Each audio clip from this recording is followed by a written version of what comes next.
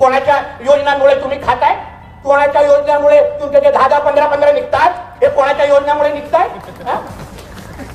कुठेतरी भूत आहे का तिथे? या सगळ्या गोष्टी या पुढच्या काळामध्ये फार बारकाईने लक्ष दिलं जाणार. ये तो सिर्फ ट्रेलर है. हिंदू समाज जब भी पिक्चर दिखाएगा तब तुमको तुम्हारा अब्बा भी याद आएगा नहीं, इतना ध्यान रखना, इतना ध्यान रखना. कुठल्याही हिंदूच्या केसाला धक्का लागणार नाही हा शब्द तुम्हाला मी या व्यासपीठाच्या निमित्ताने देतो. मला काय धिंगाणा घालायचं आहे करायचं आम्ही लोक बसलो नाही. काय चिंता करतात? 3 आमदार आहेत हिंदुत्वादी विचार, 3 आमदार. धमकी समजायची आहे तर धमकी समजा, पण आज जे काय बांगलादेशमध्ये चाललंय हा कुठलाही हिंदू सहन करू शकत नाही. आमच्या धर्मामध्ये संयम दिला असेल, आम्ही काय तुमच्यासारखे कट्टरपंथीच्या नावाने आमच्या धर्माची बदनामी करत नाही, पण बांगलादेशमध्ये असलेला हिंदू ह्याला पण जगण्याचा अधिकार आहे. तुम्ही एक साधा विचार करा, बांगलादेशमध्ये अल्पसंख्या आहे हिंदू, त्यांना हात खेचून मारलं जात. पाकिस्तानमध्ये अल्पसंख्या आहे हिंदू, त्याला पर्याय दिला जातो, या तर तू इस्लाम स्वीकार या तर तुला आम्ही मारून टाकू. आणि आपल्या देशामध्ये किती लाड केले जातात, कुठल्या योजना काढायच्या, कुठले स्कीम यांच्यासाठी आणायची. मग ते मौलाना आझाद असो, आझाद असो, आणि हे जेवढे शासकीय योजनांचे सगळे लाभ हे लोकच घेणार. आता जरा विचारात ते मुख्यमंत्री लाडली बहीण योजनेची यादी जरा तुमच्या समोर दाखवतो, कलेक्टरांना सांगतो जरा दाखवा. त्याच्यामध्ये किती 2 पेक्षा जास्त अपत्याच्या लोकांनी फायदा घेतला हे जरा आकडा बघा. मी तर फडणवीस साहेबांना आम्ही सगळेजण विनंती करणार आहे, मुख्यमंत्री साहेबांना, ते साहेब त्या मुख्यमंत्री लाडली बहीण योजनामध्ये बदल करा, आपल्या आदिवासी बांधवांना थोडं सूट द्या, आणि नंतर 2 अपत्य लोकांपर्यंत ती योजना पोहोचणार असं नियम त्याच्यात घाला आणि तरच फायदा घ्यायला जा. नाहीतर हे नालायक आमच्यामध्ये राहणार, आमच्या सगळ्या योजनांचा फायदा घेणार, सरकारचे सगळे लाभ उचलणार, आणि मतदानाच्या दिवशी हमको इस्लाम चाहिए. मान्य वेळे तुझ्या काय इस्लाम काय काय कुठे खेचायला जातो काय रे?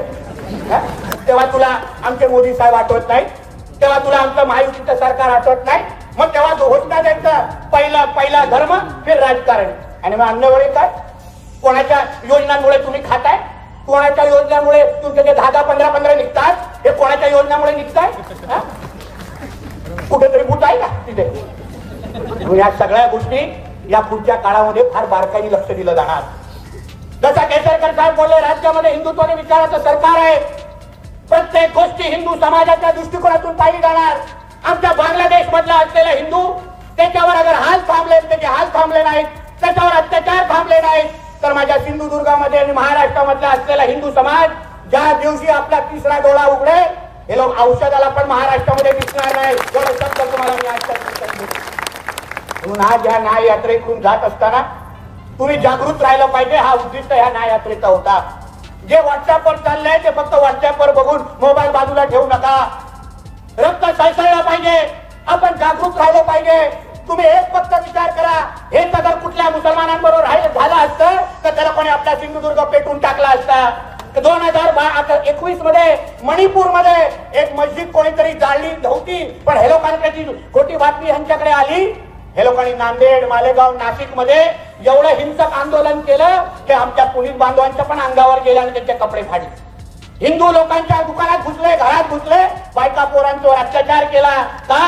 कारण का मणिपूरमध्ये कोणीतरी मस्जिद जाळली, ती जाळली पण नव्हती. आणि म्हणून आम्ही बांगलादेशमध्ये झाल्यानंतर आम्ही तो फक्त न्याय यात्रा आणि मुखमोर्चा काढतो.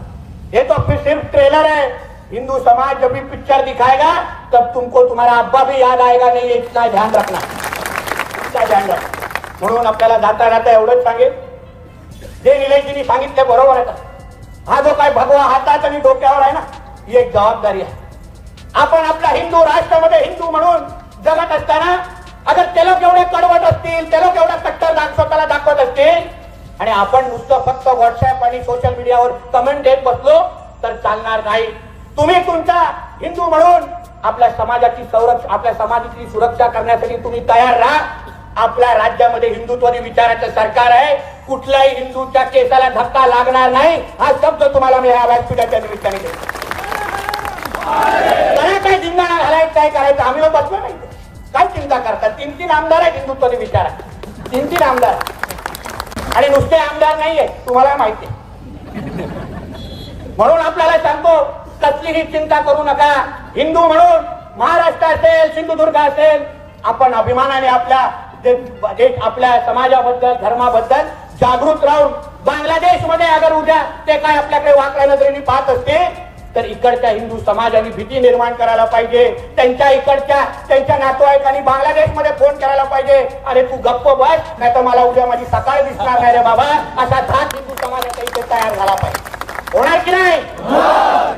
काढा सगळेजण मोबाईल हातातून आणि दाखवा बांगलादेशमध्ये हिंदूंना की आपण सगळेजण बरोबर. लाईट ऑन करा सगळेजण, खिशातला काढा आणि स्वतःचाच काढा. बोला जय श्रीराम, जय श्रीराम, भारत माता की जय, भारत माता की जय, जय श्रीराम. मुख्यमंत्री माझी लाडकी बहीण योजना ही विधानसभा निवडणुकीत महायुतीसाठी गेम चेंजर ठरली. विधानसभा निवडणुकीत महायुतीचा दणदणीत विजय झाला आणि 237 जागांवर आमदार निवडून आले. या विजयामध्ये लाडक्या बहिणीचा सिंहाचा वाटा असल्याचे महायुतीच्या नेत्याकडून सांगितले जात आहे. अशातच भाजपचे आमदार नितेश राणे यांनी मुख्यमंत्री देवेंद्र फडणवीस यांच्याकडे लाडकी बहीण योजनेसंदर्भात मोठी मागणी केली आहे.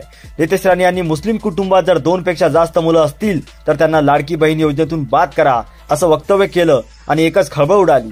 नितेश राणे म्हणाले, मुख्यमंत्री देवेंद्र फडणवीस यांची भेट घेणार आहे आणि विनंती करणार आहे की मुख्यमंत्री माझी लाडकी बहीण योजनेत बदल करावा. या योजनेतून आदिवासी बांधवांना सूट द्या आणि 2 अपत्य असणाऱ्यांनाच या योजनेचा लाभ द्या, असे निकष या योजनेत टाका, असे वक्तव्य नितेश राणे यांनी केलं आहे. ते पुढे असे म्हटले की हा फक्त ट्रेलर आहे, जेव्हा हिंदू समाज पूर्ण पिक्चर दाखवेल तेव्हा तुम्हाला तुमचा अब्बा आठवेल, असं म्हणत नितेश राणेंनी एका विशिष्ट समाजावर निशाणा साधल्याचे पाहायला मिळाले. तर नितेश राणे यांनी केलेल्या मागणीनंतर या संदर्भात सरकार निर्णय घेईल असे म्हणत शिंदेचे खासदार नरेश म्हस्के आणि भाजपचे चंद्रशेखर बावनकुळेंनी प्रतिक्रिया दिली आहे.